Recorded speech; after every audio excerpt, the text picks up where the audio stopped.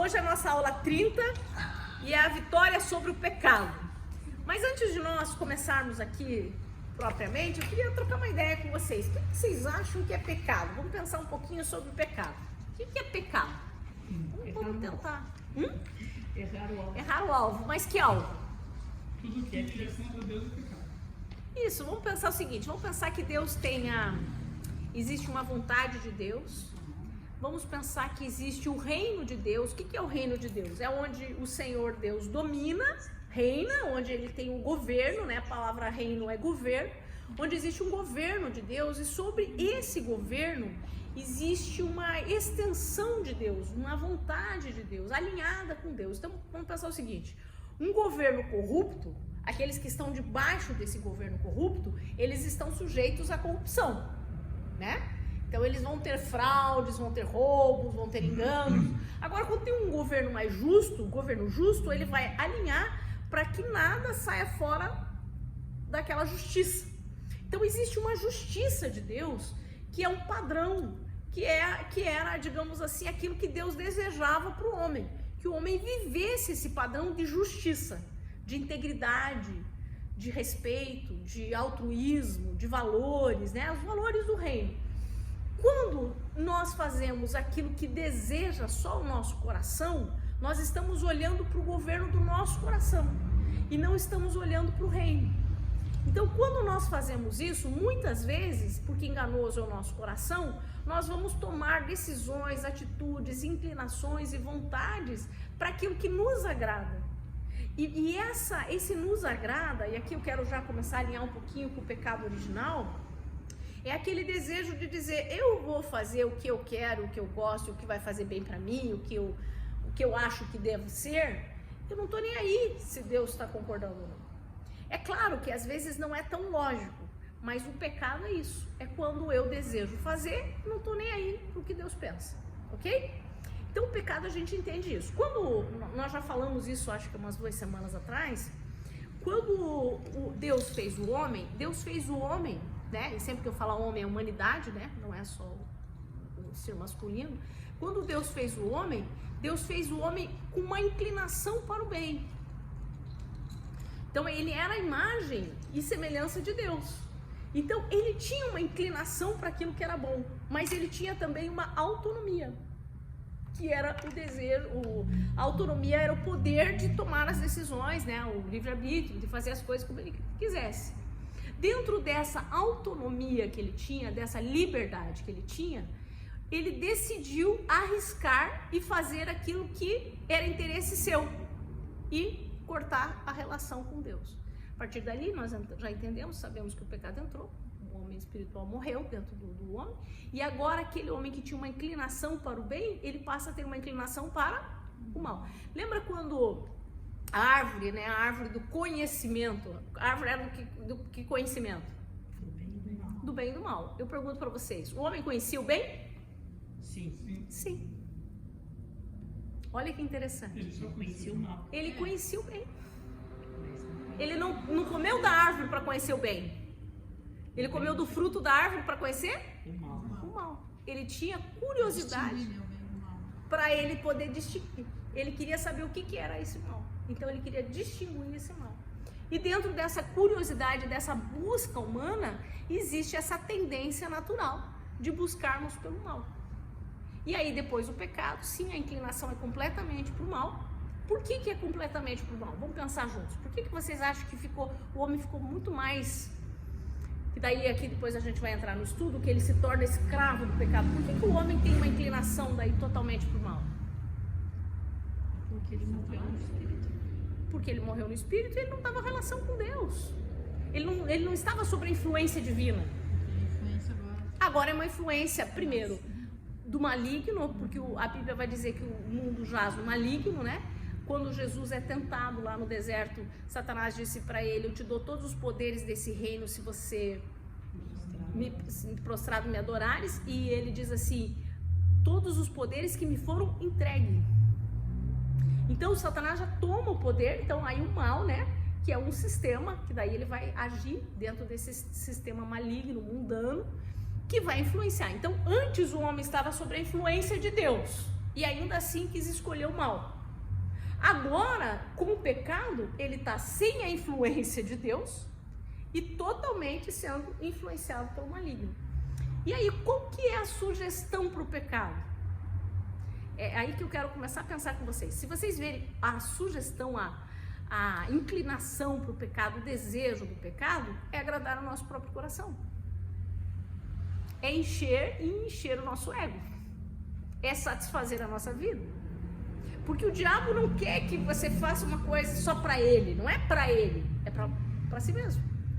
Então o pecado é aquilo que eu desejo profundamente, que me agrada, que me satisfaça, que me deixa extremamente feliz, que me deixa pleno.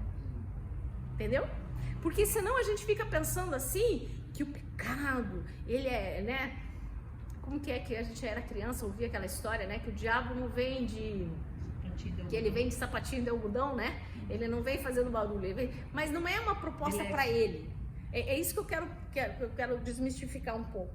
Não é uma coisa assim no sentido da adoração ao diabo. Ele nem faz propaganda da adoração para ele. Antigamente era assim, né? Hoje em dia a gente pensava um pouco nessa questão de que era uma adoração. Claro que tem os adoradores, né? Mas não é a questão da adoração a Satanás, é uma adoração a si mesmo. Então o pecado é quando eu coloco o meu eu no centro. Quando aquilo que é mais confortável para mim, eu não estou me importando com o outro ou com Deus, eu me importo só comigo. Abriu uma vez. Aproveitando o gancho dele, que não é o momento, como é que surgiu o diabo na história? Então, aí a gente tem que ir lá e ir para Ezequiel. A gente podia ter um estudo sobre esse, né? Eu não estou preparado para responder tudo hoje, mas vamos pensar o seguinte: quando Deus fala assim, criou Deus os céus e depois a terra. Então, nos céus existem os anjos, né? Existem as classes dos anjos, as hierarquias, existem hierarquias nos céus. E o anjo mais excelente, o melhor, aquele que trabalhava melhor, aquele que representava o anjo de luz, o mais pleno ali. Mas lembre-se, ele não era Deus, ele era um ser criado, diferente de Cristo, né? De Jesus. Jesus é outra espécie. Mas ele tem a rebelião lá no céu e é expulso Ele queria ser igual a Deus. Uma terça parte. Ele queria ser igual a Deus, é o desejo de ser. Olha só como o desejo de Satanás, aquilo que ele teve no coração, ele passa para a humanidade, que é o desejo de querer ser como Deus. E esse querer ser como Deus é esse querer estar no domínio completo e de fazer tudo do jeito que quer, sem ter que dar satisfação a ninguém. Mas aí ele vem de lá. Então quando ele tem Um dissidente. Mas ali, porque a especial. gente lê Gênesis e a gente pensa que é uma sequência ali corrida. Mas entre Gênesis 1 e Gênesis 2, Existe um abismo. existe um abismo. Quando a palavra diz assim, e a terra era sem forma e vazia, havia um caos ali. Possivelmente ele já tinha caído nesse caos e já tinha feito a bagunça nesse caos. Tanto que quando Deus faz o homem, coloca o homem no jardim, Deus disse: você está aqui para cuidar, guardar e cultivar. Quando Deus fala a palavra guardar, é proteger. E por que proteger se não tinha o mal? E tanto tinha que apareceu a serpente. Tanto que veio, que precisou incorporar numa serpente, né? Então já vem, mas ele não é autoexistente, ele foi criado por Deus, diferente de Deus que é autoexistente, né? No portão do jardim, no portão do Éden, tinha anjo com uma espada desembainhada, né? Esse daí era para proteger a árvore da vida, né? Porque se o homem comesse no estado de pecado, ele seria eternamente no pecado. A árvore da vida é a vida eterna, né? Então a vida eterna no pecado não teria salvação. Tá? Vamos lá. Ok? Então é só para a gente dar essa fundamentação. Então aí começa essa rebelião. Então a natureza do pecado, né? A gente já sabe que entrou por causa de Adão e Eva. É que vocês estão tão acostumados já comigo que já nem tem graça eu ensinar mais nada. Eu já sabe tudo. Mas assim, ó, que aí a gente entende a natureza, né? O filho, né? Depois, então Deus faz Adão e Eva e diz: farei a minha imagem e semelhança. Depois Adão cai no pecado. Depois Adão vai ter filhos. E aí ele vai ter filhos segundo a sua imagem e a sua semelhança, que é a imagem, semelhança em pecado. E é por isso que Romanos 3 vai dizer que todos pecaram e destituídos estão da glória de Deus. Porque nós já nascemos com a semente da corrupção e com o espírito já morto dentro de nós. Então nós já entramos no pecado. O pecado já faz parte da natureza humana. Ok? Se tiverem dúvida, vão me perguntando aí. Disse ali na aula, vai ter que ficar lá atrás. Por quê? Ela sabe tudo. Não, vocês todos já estão. Eu tenho até vergonha de ministrar aqui, porque eu falo, Jesus, eu não tenho mais nada novo para ministrar. Mas todo dia já aprende. Tá, vamos lá. Então, repetir, né? Paulo diz o seguinte: eu ensino de novo essas coisas para o bem de vós. Então, vou usar essa de Paulo. Então, o pecado é uma rebelião contra Deus. Por que é uma rebelião? Daquilo que nós falamos. Porque eu simplesmente... O que é uma rebelião? Vamos lá. O que é uma rebelião? Se posicionar contra. Se posicionar contra. Eu me posiciono contra porque não importa se Deus diz isso, eu quero fazer a minha vontade. Então, o meu eu, quero que a gente pense no pecado como esse que reina o império do ego. Isso é contra o sistema estabelecido. É, contra o sistema. Então, existe um reino. Qual que é o sistema? O reino. Existe um reino de justiça, paz e alegria, o reino de Deus. Existe esse reino e eu simplesmente não quero fazer o que esse reino determina para mim e eu vou fazer conforme eu quero. Porque eu quero ser como Deus, eu posso ser independente. Rebelião. Transgressão da lei. Então o pecado, vamos pensar a lei, né? Vamos pensar um pouquinho na lei. O que acontecia com a lei? Vamos pensar um pouco em Moisés. Vamos pensar em Moisés, nas tábuas da lei, todos os mandamentos que vieram a partir dali. O que acontece? O homem, por ter essa natureza já caída, todos pecaram, estar separado de Deus, ele não conseguia mais conhecer a vontade de Deus, porque o espírito estava morto. Lembre-se disso. Então ele não sabia exatamente o que Deus tinha, ou vamos pensar o padrão de santidade de Deus. E eles viviam, vamos pensar, quando Deus chama Abraão, ele se torna um povo monoteísta, porém eles não conhecem a vontade de Deus. É isso que a gente tem que pensar. O fato deles saberem que existe um só Deus, não significa que eles sabiam o que esse Deus pensava. Certo? Aí eles ficam uns 430 anos lá no Egito, eles estão trabalhando para o faraó, muitos deuses, ainda assim o coração deles sabe que só existe um Deus, mas eles ali estão contaminados também, completamente contaminados. O que é o deserto? O que Deus tira aquele povo do Egito para levar numa terra que é prometida, e esse processo é o deserto. O que é o deserto? O deserto é o lugar onde Deus vai se revelar como esse Deus, qual é a vontade desse Deus. Até ali eles não sabiam, não tinham revelação desse Deus. Tanto que quando Deus vem no monte e estremece o monte, eles têm medo. E eles dizem: Moisés, suba tu, fala com ele, porque nós estamos com medo. Eles não têm ideia.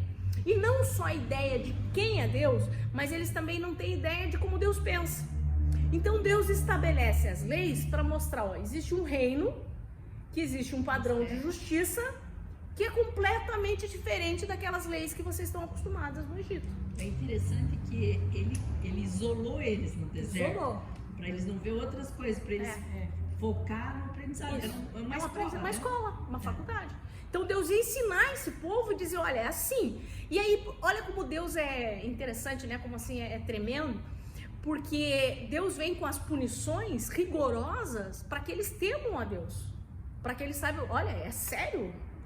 A justiça de Deus é uma justiça séria, né? A santidade de Deus, que eles não conheciam santidade, eles não tinham noção do que era santidade, e eles começam a entender essa santidade, que aquilo que Deus se revela não tem nada a ver com tudo que eles aprenderam na vida, que é um outro nível. E aí eles começam então a entender. Então quando a lei vem, qual que é o objetivo da lei? Não só botar ordem, mas mostrar que nós somos transgressores. É fazer perceber que naturalmente nós não andamos segundo esse padrão de Deus. Que naturalmente nós andamos o oposto desse padrão. Quando a lei vem para mostrar o pecado. E para mostrar que somos pecadores. Porque olha só, se nós não entendermos que nós somos naturalmente pecadores, nós não entendemos porque precisamos de um Salvador. Então vamos pensar o seguinte, se eu penso que eu sempre tive uma vida boa, que eu fui uma pessoa boazinha, que eu nunca matei, nunca roubei, que eu nunca fiz nada de errado, então eu não preciso de um Salvador. Tanto que Romanos é uma carta maravilhosa, porque quando você começa a ler Romanos, você começa a ver, quando você começa a ler Romanos 1º, 2º, 3º capítulo, vai mostrar o quanto nós somos pecadores e precisamos de um Salvador.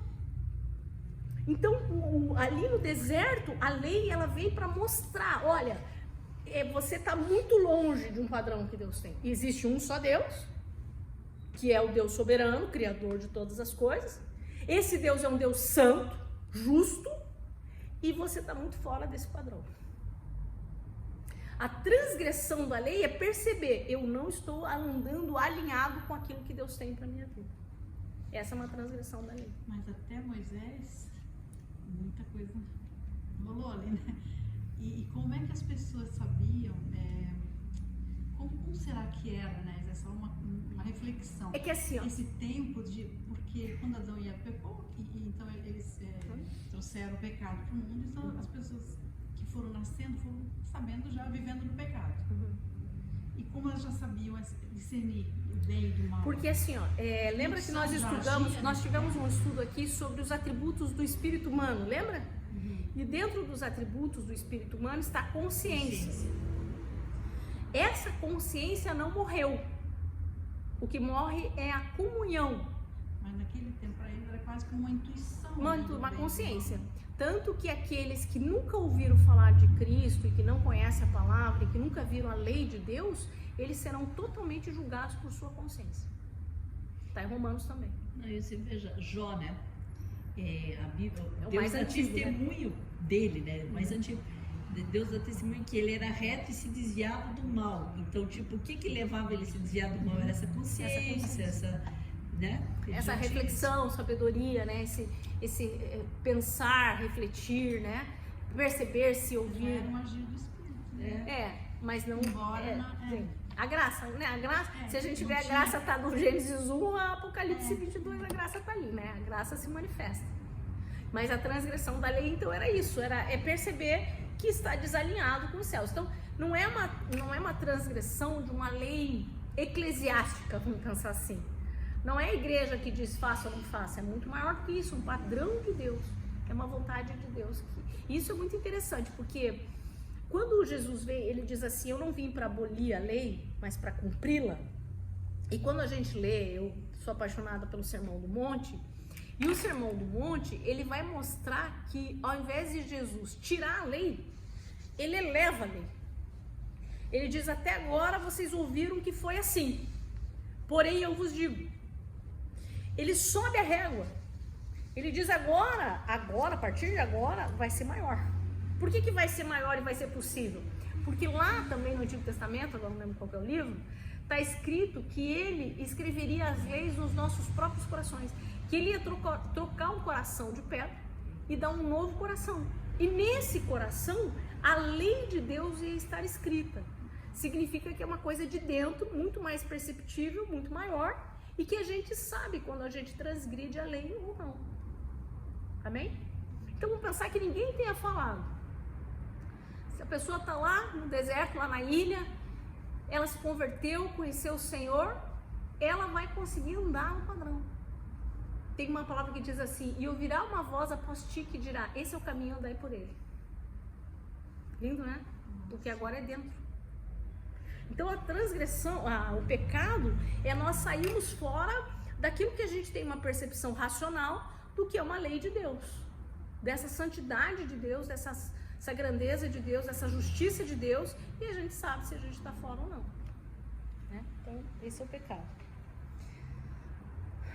Aí as consequências a gente viu que trouxe a separação. Tá, o poder do pecado sobre o homem natural.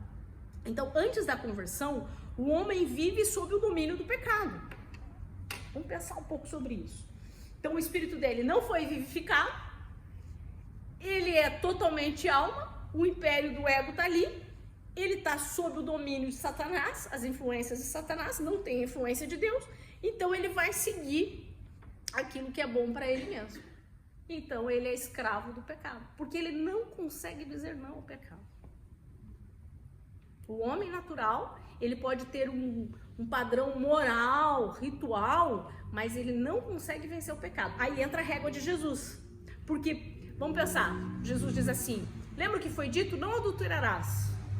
Então o homem natural pode não adulterar. Aí Jesus diz, eu porém vos digo, que se olhar com uma intenção, aí a régua sobe. Entendeu? A intenção do coração já sobe. E aí Jesus vai dizer no próprio sermão do monte ali, ele vai dizer, de onde que vem as guerras, tal, vem do coração.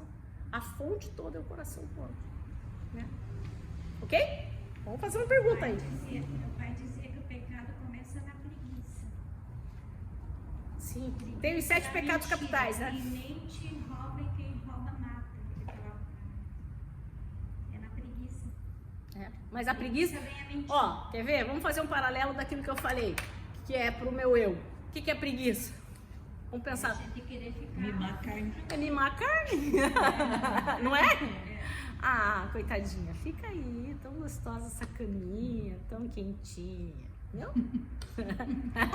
Pra quem quinta-feira, o pecado. O pecado que tão de perto nos rodeia, entendeu? Se você olhar todo o pecado, é esse meu eu. É eu tentando me poupar, guardar-me, me proteger e me satisfazer. Esse é o pecado. Então o homem natural, ele não consegue. Por que ele não consegue? Primeiro, porque ele não consegue entender o que Deus tem, né? Ele não tem clareza da vontade de Deus e ele não tem o poder do Espírito Santo sobre a vida dele. Então ele não consegue vencer o pecado. Muito bem, então ele é escravo do pecado. Ele tem uma mente obscurecida. Lembra que Paulo vai dizer em Coríntios que o homem natural não consegue compreender as coisas espirituais, as coisas do Espírito. Ele não consegue compreender, porque a mente dele é fechada. Ele pensa como um homem natural.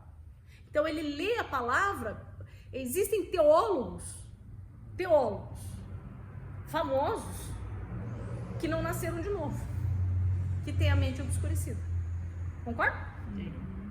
Consegue explicar, mas Como um livro comum, né? Não através do Espírito. com intelecto, não é uma vida no Espírito, né? Então eles têm a mente obscurecida, o homem natural. Aí isso daqui também é importante a gente entender, porque a gente às vezes quer que uma pessoa natural viva em santidade, ela não vai conseguir viver, é impossível para ela, porque ela está sob o domínio do pecado. E ela tem impossibilidade de agradar a Deus, né? Ela não consegue agradar a Deus, está lá em Romanos 8 também, é que esse homem natural não pode agradar a Deus. Tudo bem? Fácil de entender, né? Quando que ele deixa de ser natural? Quando é batizado? Quando ele nasce de novo.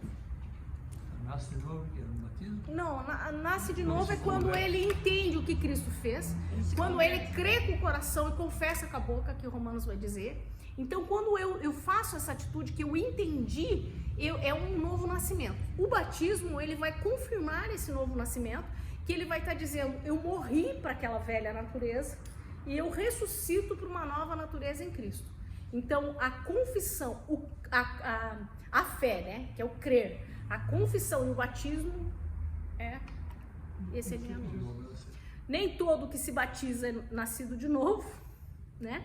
Então a gente não pode colocar só sobre o batismo, porque não é ritual, é uma confirmação de algo interno, né? Então muito bem. Então aí esse homem natural, esse homem espiritual, né, que ele vai se tornar, Cristo veio para destruir o domínio do pecado e nos dar vitória sobre ele. Sua obra na cruz não apenas pagou o preço pelo pecado, mas também nos capacitou a viver uma nova vida em justiça. Gente, aqui que entra a questão. Deixa eu ler tudo e depois eu vou explicar. Através da sua morte e ressurreição, fomos libertos da escravidão do pecado e capacitados pelo Espírito Santo para vencer as tentações. O pecado já não tem mais domínio sobre aqueles que estão em Cristo, pois agora vivemos sobre a graça de Deus e não debaixo da lei do pecado. Essa vitória não significa ausência de lutas, mas certeza de que temos poder de resistir e triunfar no nome de Jesus. Então vamos ler um texto? Então abram lá, Romanos 6, que eu vou tentar falar um pouquinho do que eu falei na ceia. Romanos 6, do 6 aos 6 e 7. Sabendo isto, Ó, só um pouquinho, vai lá. 6:6. Sabendo isto, que o nosso homem velho foi com ele crucificado, para que o corpo do pecado seja desfeito, para que não sirvamos mais ao pecado. Olha só. Então, o que acontece? Quando eu vou trazer um pouco da ceia, só uma pincelada. Que foi muito profundo, gente. Olha, eu saí daqui chorando, não conseguia parar de chorar, assim, tão forte que foi pra minha vida, ministrar aquela ceia. Quando a gente toma a ceia, a gente tem o pão e o cálice. O cálice todo mundo entende, o sangue de Cristo que foi derramado para perdão dos pecados. Mas pouca gente entende o que é o corpo de Cristo, o pão que foi partido por nós. E esse corpo de Cristo é exatamente o corpo que representa a natureza adâmica. Esse corpo do pecado que foi crucificado, que nós lemos ali, que foi crucificado em Cristo. Então, quando ele sofre todas as chibatadas que ele sofre no corpo dele, todas as... Como que eu posso chamar isso? Você falou que ele foi rasgado. Foi rasgado, né? Aquilo que ele sofre, o julgamento sobre o corpo, é uma condenação sobre esse corpo pecador de Adão mesmo. Então, quando nós entendemos isso, que ele foi crucificado com Cristo, nós entendemos que nós não podemos mais ficar nos justificando dizendo que nós somos Adãozinho mesmo. Que a gente não pode ficar dizendo que a gente tem... Por quê? Porque eu fui crucificada com Cristo. Eu morri aquilo ali com ele. E aquilo ali que me dá vitória sobre o pecado. Quando eu entendo o sacrifício de Jesus, não só o sangue derramado, mas o sacrifício dele, eu estou entendendo que ele fez aquele sacrifício pelo pecado. E ele tirou o poder do pecado sobre nós. Ele tira, digamos assim, é mais ou menos assim, ó. Imagine um cativeiro, uma cela de um cativeiro, ok? Com grades de ferro, com aquelas cadeados bem grandes, ok? Nós estávamos ali dentro, então nós não podíamos conseguir vencer fora, porque nós estávamos ali submetidos, escravos naquela situação, ok? Quando Jesus, ele carrega no seu corpo todo esse sacrifício, ele abre esses grilhões, a palavra de Deus diz que ele quebra os grilhões que eram contra nós. Ele abre a cela. Só que acontece que a cela está aberta. Só que eu preciso me apropriar e sair. Quando eu creio no meu coração, confesso com a boca e tomo um passo de decisão, eu estou me apropriando. Então, a vitória sobre o pecado também é uma apropriação. Livre-arbítrio. É o livre-arbítrio. Olha aqui, gente, isso é profundo. Quando eu estava na cela, eu não podia dizer não ao pecado. Eu estava submisso ao pecado. Mas agora que a cela foi aberta, eu posso sair desse lugar de pecado. Eu consegui romper e sair além dessa cela. É isso que o Romanos 6 está dizendo. Só que a decisão é da pessoa. É uma decisão da pessoa. Eu decido não estar mais sob esse jugo do pecado. Vamos imaginar que eu estava sobre uma dependência química. Vamos pensar que eu usava cocaína e aí me converti. De fato, me converti. Aí me... Ok. Tava dentro. Eu me converti. Quando eu me converto, o fato de eu dizer assim, eu quero ser livre... Gente, eu vou contar uma coisa pra vocês. Dessa ceia. Essa ceia foi forte pra mim. Vocês têm que ouvir. Vocês que é minha turminha têm que ouvir essa ceia. E eu preguei sobre a cura. Porque faz parte do processo. Lembra que eu tava com uma dor inflamada, eu dormia? E eu continuei. Aí no domingo, eu fui dormir. Quando foi de madrugada, eu acordei com a dor. Comecei a declarar, eu tomo posse da cura, o Senhor já levou essa dor. E comecei a declarar, domingo para segunda. Segunda para terça, comecei a declarar. Eu não tô mais tendo dor nenhuma. Glória a Deus. Mas foi a cela tá aberta, entendeu? Eu tomei posse, eu me apropriei. Mas se eu não... Lembra aquela história que eu contei para vocês do que vinha, batia na porta e ficava cobrando aluguel? Se eu não me aproprio da bênção, eu continuo pagando. O pecado, então, vamos pensar o seguinte, me ajudem a falar um pecado comum nosso. Gula. A gente fica guardando pecado. Gula, eu vou vencer essa. Mas vamos pensar gula, né? Eu acho que eu ainda não cheguei, mas eu quero chegar nesse lugar também.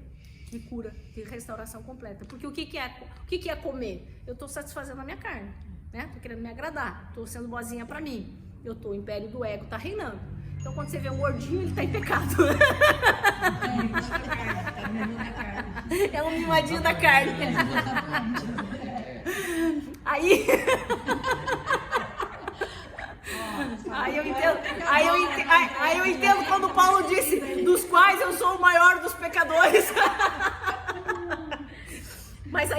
seguinte, quando você começa a se apropriar e dizer, não, eu posso vencer isso. Eu posso vencer isso, por quê? Porque Cristo já dominou sobre isso na minha vida. Então, esse não é mais um domínio sobre a minha vida. Inclusive, Jesus é muito específico em relação à comida, né? Vamos usar esse pecado da gula. Que ele diz, a minha comida é fazer a vontade do meu Pai. A minha comida e minha bebida é fazer a vontade do meu Pai. Ele coloca em outro lugar, em outro patamar, né? Então, é a gente entender isso e se apropriar e dizer, não, eu entendi que eu morri e ressuscitei com Cristo. Então, a morte e ressurreição de Cristo é o que nos habilita para vencer sobre o pecado. Além dessa morte, então, se ele já abriu as celas, né? Ele já nos deu essa liberdade, ele pagou o preço para que a gente pudesse ter essa liberdade. Isso é um ponto. O segundo ponto é nós entendermos que agora eu tenho uma nova natureza. E que essa nova natureza, ela sim tem uma inclinação completamente para o bem, para as obras de justiça. Lembra quando a palavra de Deus diz assim, que ele nos escolheu antes da fundação do mundo para sermos santos e irrepreensíveis e para as boas obras? Nós não somos salvos pelas obras, mas somos salvos para as boas obras. Por quê? Porque agora essa minha nova natureza, ela tem a tendência e a inclinação para fazer o bem. Aquilo que o homem natural só tem para fazer o mal, agora a nova natureza tem para o bem. Tudo que é de Cristo vai desejar fazer o bem em nós. Então, além de nós estarmos com a cela aberta, ainda nós temos uma disposição interior do coração de querer fazer o bem e agradar a Deus. Ok? Segundo ponto. Terceiro ponto. Nós temos o poder do Espírito Santo em nós. A palavra de Deus, inclusive, o nosso próximo módulo, são 5 aulas só sobre o Espírito Santo, hein? Semana que vem começamos, novo módulo. O poder do Espírito Santo. A palavra de Deus diz que o mesmo Espírito que ressuscitou a Cristo dentre os mortos é o poder do Espírito que está em nós. É o Dunamis. E eu quero que você imagine Jesus morto. E aí vinha esse poder de vida. Porque a morte de Jesus, ela não foi uma morte de um homem só natural. Ela foi a morte de uma natureza adâmica, é uma morte muito mais profunda, digamos assim, ok? E aí esse poder vem, esse sopro de vida vem e levanta Cristo. E esse poder do Espírito, que a partir da semana que vem a gente vai estudar bastante sobre isso, é esse Espírito Santo dentro de nós, que além de eu já ter uma inclinação para o bem, não estou mais presa na gaiola, eu estou com a gaiola aberta, eu tenho uma inclinação para o bem, eu ainda tenho um impulso, um dunamis, uma força, que é a força do Espírito Santo, para eu conseguir vencer o pecado. E a gente não vai ter desculpa. E a gente está vendo uma geração de crentes dando muita desculpinha, né? Sobre o pecado. E a gente precisa vencer isso. Então a gente tem o poder do Espírito sobre a nossa vida. Amém? Vamos ler mais um texto aqui? Gálatas 5,16. Digo, porém, andem no Espírito e jamais satisfarão os desejos da carne. Entenderam? Viu como é fácil? Ó, tô com a cela aberta, tenho uma inclinação e eu quero andar agora. E o Espírito Santo vai me fortalecer para eu andar essa vida no Espírito agora. Eu penso que o maior segredo do cristão é ele entender como viver a nova vida. Porque a velha natureza, a gente sabe como ela é. E o que aconteceu? Por muitos anos a igreja ficou pregando só sobre o velho homem. No pecado do velho homem. Mas não na vida do Espírito. Então, se nós andamos no Espírito, nós podemos viver dessa forma. Como vencer o pecado diariamente? Né? Como vencer as tentações? Pensando nas tentações aqui, né? Então, vamos pensar o seguinte. O que é tentação? Vamos pensar o seguinte. Primeiro, eu vou usar uma outra palavra que Tiago vai usar. O pecado, ele vai começar com uma cobiça. Ok? O que é uma cobiça? É uma tentação. Mais ou menos. Vamos pensar, uma cobiça é uma inclinação natural para alguma coisa que não agrada a Deus. Vou pensar assim, é um desejo por alguma coisa que não agrada a Deus. Na verdade, ele é um desejo desenfreado, né? Quando você não consegue segurar esse desejo. Então, você tem aquela cobiça, você começa a ser impulsionado a querer aquilo, aí vem a tentação. Então, a cobiça é interna. A tentação ela aparece. Quando tem um casamento, ela vai gerar o pecado. A cobiça e a tentação geram o pecado. Não sei se dá para entender mais ou menos assim. Eu tenho uma inclinação natural, um desejo, e surge uma oportunidade. Vou pensar, Eva. Vocês acham que Eva já não queria uma independência, eu queria conhecer? Talvez tinham tido uma conversinha ali sobre o mal. O que será essa árvore do conhecimento do bem e do mal? O que será que esse mal? Ele tem um desejo. Come do fruto. Aparece o fruto. O comer é o pecado estabelecido. Então eu tomei o ato de configurar aquilo. Deu para entender? Cobiça, tentação gera o pecado. Mas a cobiça já é um pecado. A cobiça já é um pecado interior, digamos assim. Vamos pensar assim. Eu tenho um domínio, eu tenho um certo domínio sobre a cobiça, mas eu não tenho um domínio absoluto, porque eu ainda estou na carne. Vamos ver se vocês conseguem entender isso. Me ajudem a pensar e elaborar essa tese aqui. Eu tenho um desejo, ok? Esse desejo eu consigo controlar um pouco, mas ainda eu não consigo controlar muitos impulsos, certo? Ok. A tentação é externa. Eu não consigo controlar. Eu não consigo controlar a tentação. Mas eu posso controlar o pecado. Eu posso dizer não à cobiça e não aceitar a proposta da tentação, que foi, entendeu? Desviar do mal. Fugir da aparência do Eu mal. lembrei da concupiscência dos olhos. Tinha uma pastora que dizia que a concupiscência dos olhos é um shopping. É. A pessoa já tem um desejo, né? Aí tem a concupiscência dos olhos. Daí você vê, daí vem a tentação. Daí você Aí acaba compra. cometendo o pecado. Aí usa o cartão, aí você pecou, entendeu? Mas uma ilustração. Entendeu? Tá. Então acho que a gente entendeu esse negócio do pecado. Da carne. Agora, como que a gente vai vencer? Como que a gente vai vencer isso? Não tendo chocolate normal. Primeiro, eu acho que aí entra o que eu acho que eu não sei o que o Natan falou a semana passada. Ele deve ter falado em Romanos 12:2, né? Ele falou sobre, porque era sobre a alma, o corpo e o espírito, né? Sobre essa mudança da nossa mente, da nossa vontade, né? Como que a gente vai colocar isso submisso. Então, por isso que uma aula vem atrás da outra para ir confirmando. Porque é o seguinte, quando eu tenho uma consciência que eu sou uma nova criação, então a consciência da nova criação ela é fundamental. Eu sei, Jesus morreu, carregou os meus pecados, abriu minha cela, carregou no seu corpo a velha natureza. Então eu tenho essa consciência. Então o que isso me faz? Me faz não ficar alimentando coisas que eram da minha velha natureza. Quando Jesus diz orai e vigiai, vamos pensar nessas duas palavras. Orai e vigiai. Ó, o que é orar? Orar é quando eu estou compartilhando com Deus e pedindo que eu possa conhecer a sua vontade e que essa vontade se estabeleça na minha vida.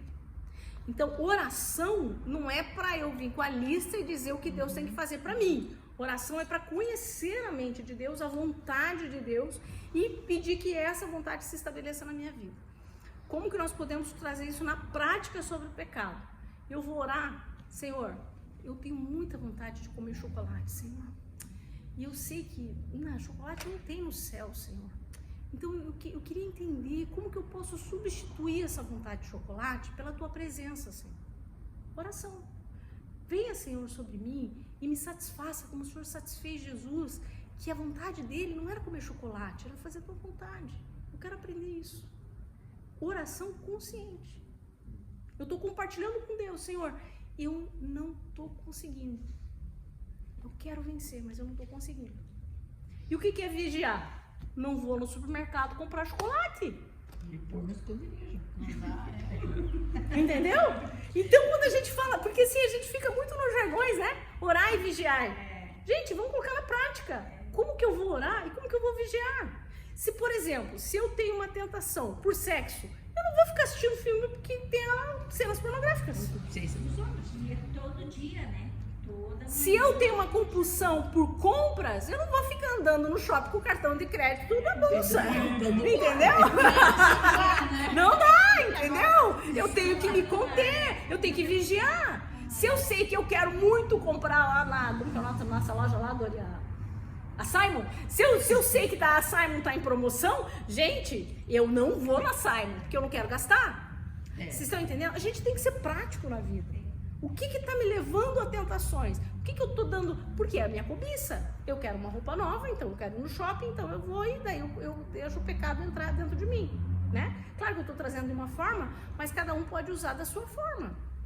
Quer ver? Por exemplo, o álcool, né? O vício no álcool. O que os alcoólicos anônimos, qual que é o lema deles? Não tomar nem o primeiro gole. O primeiro gole. Entendeu? Eu não vou tomar o primeiro gole. Porque se eu tomar o primeiro gole, eu posso não segurar. Mas o que a gente, como crente, faz? A gente fica tomando um monte de golinho de outras coisas, de pecadinhos. A gente fica abrindo portinhas. E a gente não está orando e não está vigiando. Amém? Então que a gente seja prático no vencer, como vencer as tentações, né? Fugir das ocasiões de pecado. Evitar lugares, situações, influências que nos levam a tentações. Por exemplo, falar mal de alguém. É um pecado, né? Aí, se eu sei que eu gosto de falar mal da mãe Pedricelli, eu vou procurar evitar. Não falo, mãe, não fala mal da senhora Pedricelli, brincadeira. Vai que não, a Drica tá filmando, vai que minha mãe vai escutar. Não é, mãe. Não é. Aí, se eu fico ligando pra ela, pra provocar, e tem gente que gosta tanto de falar mal do outro que liga pra provocar. Sim ou não? Sim. Sim, eu conheço, né? Então, vamos pensar, vai falar mal da pastora pra vocês? Vocês falam assim, o que você acha da gente conversar com a pastora junto e você falar isso pra pastora? Eu fiz isso aqui. É uma solução, gente, porque ninguém tem coragem de vir falar pra mim. Tinha uma pessoa da Dunep, agora não sei se era Zenate, uma pessoa da Dunep, que quando alguém ia falar mal de alguém pra ela, falou assim, é verdade, vamos orar por ela, e já começava a orar. Você começou a falar assim, ai, a Drica, não sei o que, lá a Drica. Ah, é? Então vamos orar pra ela. Senhor, abençoa a Drica. Mas se você pegar na mesma hora, se você falar assim, ó, pegar o telefone, começou a falar mal da pastora pra vocês. Começou a falar mal da pastora, pega o telefone e diz, vamos ligar pra pastora? Você fala com ela, oi pastora, tudo bem? Caramba, Entendeu mal, né? resolveu na hora, nunca mais ela vai falar mal, entendeu? Mas enfim, então vamos fugir das tentações, das ocasiões do pecado. Depender do Espírito Santo. Então vamos pensar que a gente tá nessa situação do chocolate. Estão lá deitados na cama, 10h30 da noite, de pijaminha já, e começou o negócio do Não chocolate. chega a ser na cama, é assistindo uma coisinha. Assistindo uma coisinha. Sério, Aí tá assistindo. Aí tá assistindo. O que eu digo pra ele, você tem chocolate lá no teu esconderijo? Porque a tentação tá fácil de pegar, entendeu? Ele guarda no esconderijo. Aí fala assim, Espírito Santo, tu sabes que eu não quero comer chocolate essa hora, Senhor, eu tô tentando. Então o Espírito Santo me ajuda a vencer a vontade de comer chocolate, entendeu? A gente tem que orar, pedir pro Espírito Santo. Jesus venceu as tentações citando as Escrituras. Que palavra! Gente, aqui é um ponto bem sério, bem importante. Claro que às vezes a gente tem pecadinhos assim, né? Claro que tudo é pecado, mas, né? Mas vamos pensar assim. Eu já tive momentos na minha vida que tinha algumas situações mais difíceis para eu conseguir vencer e eu não conseguia, e isso daqui me ajudou muito. Eu decidi fazer uma procura, hoje com o Google, na minha época nem tinha Google, fazer uma procura de versículos que falam sobre isso. Então, versículos que falam sobre gula, vamos pensar. Quais são os versículos que falam? O que o Senhor ensina sobre isso? A gente aprender, ter isso. E um dos versículos vai ser chave na nossa vida. Quando Satanás vinha oferecer os banquetes desse mundo, as mesas postas, a gente vai usar o versículo, vai dizer, olha, tudo me é lícito, mas nem tudo me convém. Entendeu? Quando uma pessoa te convida para um aniversário, É difícil. como que eu fui hoje à tarde? Não, mas vamos pensar, né? Quando é excesso que a gente sabe que é pecado. E a gente sabe quando a gente... Não vai poder, né? É o excesso, né? Porque fugir de tudo. Ajudaram a dividir, né? Então, usar a palavra de Deus é uma arma poderosa, né? Que Jesus venceu dessa forma. Mas cai no outro canto. Outra coisa, ter comunhão com os irmãos na fé. O apoio de outros cristãos nos ajuda a permanecer firmes. E eu sempre vou lembrar daquela piada dos 3 pastores, né? Que um confessando um pro outro, né? Você vai confessando e daí você consegue vencer. Mas claro que não é a questão. Mas quando a gente compartilha, quem já viveu essa experiência sabe que às vezes você no compartilhar, quando você terminou de compartilhar, você já mudou, aquilo já não é mais um fantasma na tua vida, você já conseguiu vencer. Então, compartilhar é importante, ter comunhão com os irmãos. E esses pecadinhos assim também tem que confessar e pedir perdão. Tem. A confissão, ela é cura. Mesmo que a gente fala assim, esses pecadinhos que você falou aí, né? Confissão é cura. Então, vamos pensar o seguinte, que eu xinguei a Dircele, briguei com a Dircele. Graças a Deus não. Mas vamos pensar que eu briguei com a Dircele. E daí, não, uma vez aconteceu. Mas aí eu não dormi. Vamos lembrar daquele cara. Daí eu não dormi. Levei flores pra ela, ela já vai lembrar. Não foi, né? Mas é que eu achei que eu tinha falado uma coisa dura pra ela, mas ela não sentiu que era. Só que eu senti que foi, Eu tenho entendeu? escondido no meu coração. Ela não sentiu, mas eu achei que eu tinha sido indevida com ela, né? E não dormi, cara. Eu tive que ir lá no outro dia, café da manhã, levar flores pra ela e pedir perdão. A gente precisa resolver. Já pensou se a gente resolvesse todas as nossas pendências, como cristãos de verdadeiros? Como que a gente seria melhor? A gente precisa. Quase chegando no final já, renovação da mente, né? Então, Romanos 12:2, que é o meu texto chave da minha vida, né? A gente tem que renovar. Puxa vida. Vamos pensar, vamos usar os dois exemplos aqui, a comida, né, que seja o chocolate, a comida, e as compras. Eu sou uma nova criação em Cristo. Vamos pensar consciente, Senhor, eu não quero mais ser assim. Eu não quero mais lidar com a comida dessa forma, eu não quero mais lidar com a desorganização financeira dessa forma. Senhor, eu me arrependo, isso é um pecado, eu confesso que é um pecado, estou aproveitando e confessando. Senhor, é um pecado, eu confesso diante dos meus irmãos, eu quero mudar a minha vida. E como que eu devo pensar? Senhor, eu sou uma criação do Senhor, eu sou uma filha sua, eu tenho domínio próprio, o teu Espírito Santo diz que eu tenho domínio próprio, eu não posso viver por compulsão. E eu preciso pensar nisso. Renovação da mente é isso. É eu pensar consciente, puxa vida, eu não preciso, eu não sou dominado, a cela está aberta, eu não estou fechada nessa cela, eu posso conter. Então, renovação do entendimento é isso. Eu entender quem eu sou em Cristo, qual que é a minha identidade, quem eu sou, e que as coisas velhas passaram e eu não estou sobre esse domínio. Trazer luz à consciência. Agora vamos ler mais um versículo. Filipenses 4:8. Finalmente, irmãos, tudo que é verdadeiro, tudo que é respeitável, tudo que é justo, tudo que é puro, tudo que é amável, tudo que é de boa fama, se há alguma virtude, se existe algo digno de louvor, que isso ocupe os seus pensamentos. Profundo, né? Aonde que você mais pensa?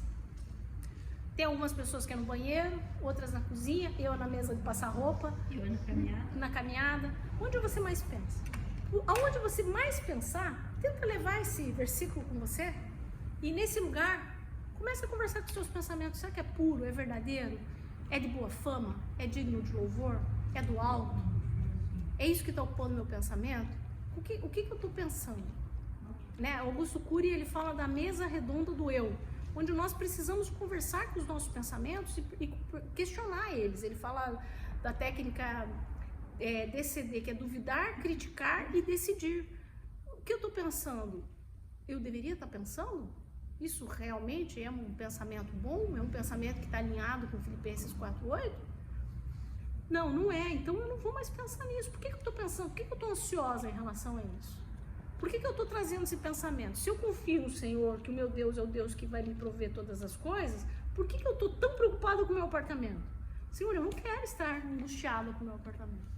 Eu estou criticando isso, eu não aceito isso. Senhor, a partir de agora eu quero declarar, Tu és o meu Deus, o meu Salvador, Senhor, em quem eu confio. Eu mudo o pensamento, entendeu? Então essa forma de olhar e pensar que tipo de pensamento realmente, que filtro que eu estou passando no meu pensamento. Amém? Vida de santidade e obediência. Sede santos porque eu sou santo. 1 Pedro, né? Novo Testamento, isso não é Antigo Testamento. A gente pensar nisso. E essa é a questão da formação de Cristo em nós também, né? Quanto mais Cristo vai sendo formado, mais eu vou ficando a imagem e semelhança dele, mais eu vou estar próximo da santificação. Então parece que a gente ouvia essa questão ser de santos porque eu sou santo como uma utopia, né? Na minha visão cristã de vida, parece que nunca a gente ia ser santo. E até ouvir os pastores se justificando. Não, porque eu nunca vou ser santo, nunca vou... Não, a gente tem que buscar a santificação, porque a palavra de Deus está dizendo que a gente tem que buscar e ser santo. Então, naquilo que eu posso ser separado do mundo, eu tenho que ser santo, eu tenho que parar de ficar justificando, fazendo piadinha com o que é sério.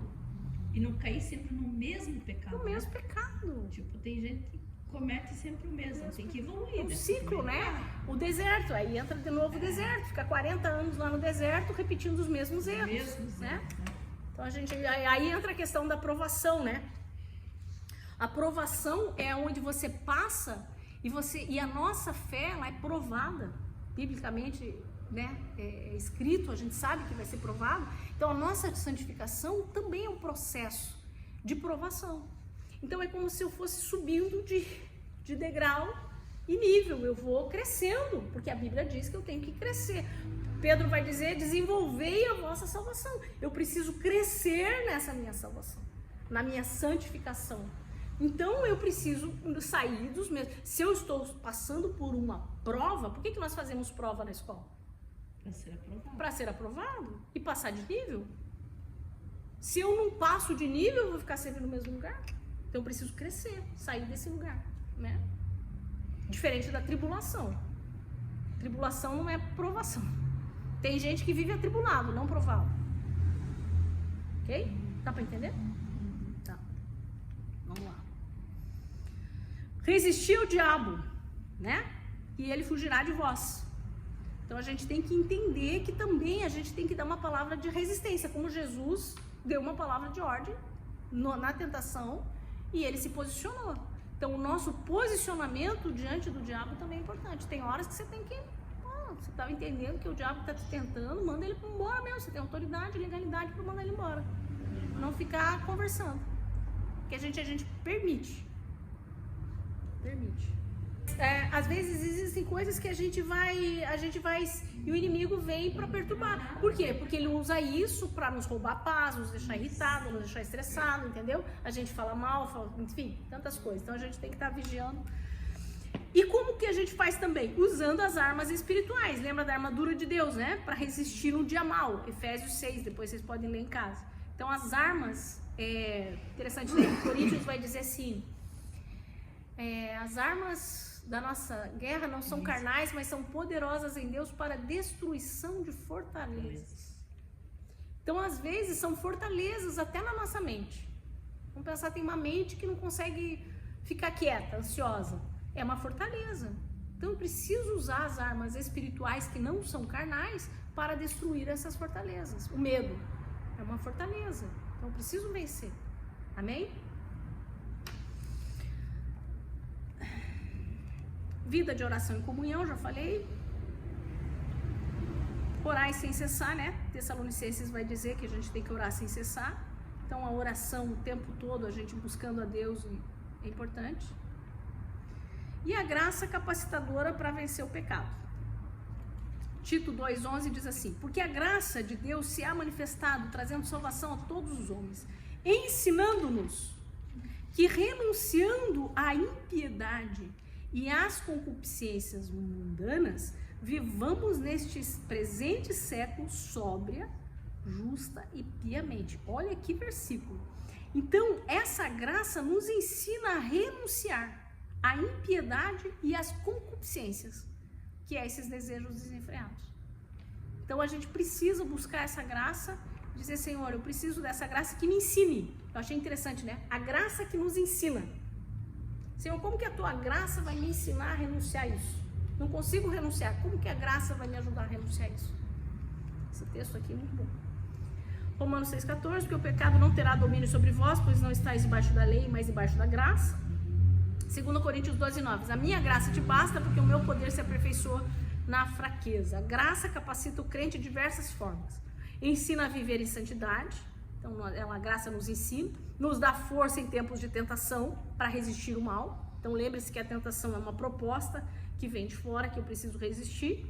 Traz convicção e arrependimento. Então, arrependimento é aquele ciclo que quando eu entendo, me arrependo, confesso, declaro, eu estou quebrando esse ciclo na minha vida. Quando eu não falo, eu estou permitindo que ele permaneça na minha vida. Então, isso é importante. E a graça, ela opera através do Espírito Santo, que a gente já falou. A graça não é uma permissão para pecar, mas um poder que nos fortalece para andar na vontade de Deus e vencer as inclinações da carne. Aqui deixa eu falar um negócio. Nesses últimos anos apareceu uma questão que se chama hipergraça. Que é assim, eu não preciso me preocupar com nada porque eu sou salvo e a graça, eu não preciso fazer nada para a graça, né? A graça já vem, é o Senhor que fez tudo, então eu não preciso fazer mais nada. Então, Jesus não nos chama a uma posição passiva, mas Ele nos chama a uma posição de colaboração, que é o que eu falei aqui. Ele abriu a jaula, mas nós temos que dar o passo e sair. Há uma coparticipação. Essa autonomia que desde o princípio do livre-arbítrio que Deus nos deu, a gente precisa usar. Então não existe essa coisa de graça assim, não, tudo bem, a graça depois resolve. Já sou salvo. A graça não é liberdade para pecar. Ao contrário, a graça, ela é força para nós dizermos não ao pecado. Então a gente sempre tem essa consciência, né? Algumas pessoas acham que a nossa igreja é uma igreja da hipergraça. Muitas pessoas já questionaram por causa do nome, né? Plenos da graça, por causa do nome. Por causa do nome, acham que é da hipergraça. Já me questionaram. Não entendem o que é graça. O que é graça, né? Bem, mas essa graça que nos fortalece para vencermos o pecado.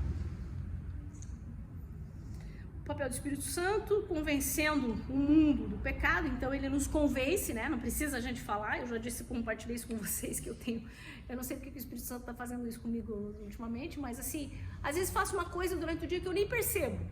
Faço assim, sabe que é aquela coisa que você meio que coloca por baixo do tapete, assim, não dá muita bola? 3 horas da madrugada, ele me acorda, caquinho. Pá. Lembra? Incrível, gente, eu não vivi essas experiências antes, agora assim, ó, não passa desapercebido. Ele me acorda às 3 horas da manhã e nós temos que conversar. Mas eu tô Passando feliz. muito conteúdo pra gente aí. Meu Deus, quem muito é dado, muito é cobrado, né? Senhor amado, me ajuda. Mas ele me convence que eu tô pecando, ele mostra bem certinho. E eu tenho que pedir, às vezes fico até vermelha. O Espírito Santo nos capacita a viver nessa santidade, já falamos com isso, e ele produz em nós o fruto do Espírito. Lembre-se que o nosso Espírito foi vivificado, o Espírito Santo veio habitar em nós, e de quem que é o fruto? Dele, mas ele vai fazer brotar dentro de nós agora. Nós temos a semente que vai brotar nessa vida frutífera do Espírito. Então, vamos lá, o Salmo 91 eu vou dar uma chance para vocês uma semana para decorar. Mas o fruto do Espírito: longanimidade, gozo, paz, alegria, bondade, benignidade, domínio próprio, mansidão. São 9. Ih, já falou todos. Faltou uma. É que você acelerou, daí eu... Tá, vamos lá. Gozo, paz, alegria, bondade, longanimidade e benignidade.